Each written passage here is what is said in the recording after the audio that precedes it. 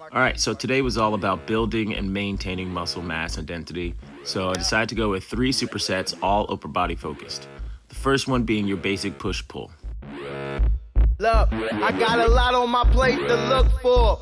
Just trying to make sure. Started this with some dumbbell chest press, neutral grip, which has a lot more lat activation on the way down. 12 reps for muscle mass. Make sure you're conscious of how much weight you're using. If you feel like you can do 15 to 20, it's too light to use for that hypertrophy rate. I'm sticking to this routine like a true fiend. Smooth scheme, off the right doobie of this blue dream in the new scene. Cool bean. All right, so for my pull, I went with the kneeling eccentric lat pull. Eccentric just means that on the part where I'm going back to the start, I'm moving nice and slow so that I can focus on muscle activation there as well.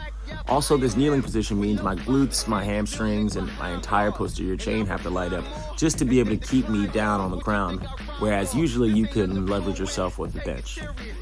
Youngins who I'm cool with, pity me, lyrically, I be on some bullshit if I gotta let it out. If you want it, spread it out, let me now. Just watch me do things that you say I couldn't achieve.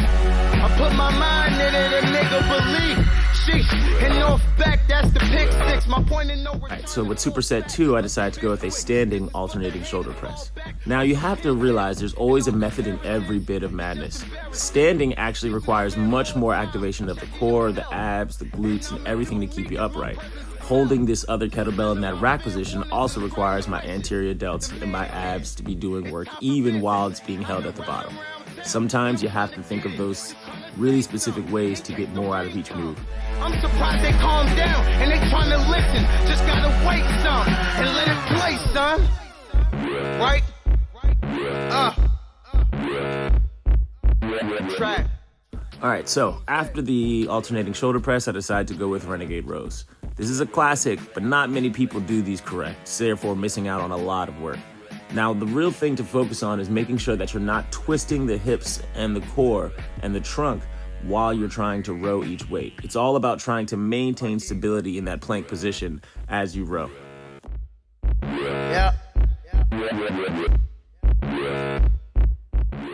All right, superset 3, I decided to start out with a good old-fashioned pull down, making sure my shoulders are locked back into the rib cage.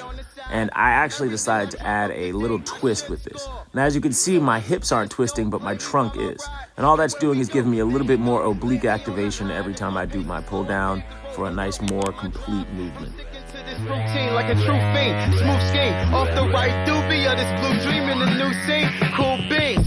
Now watch him take them off once I fly him in.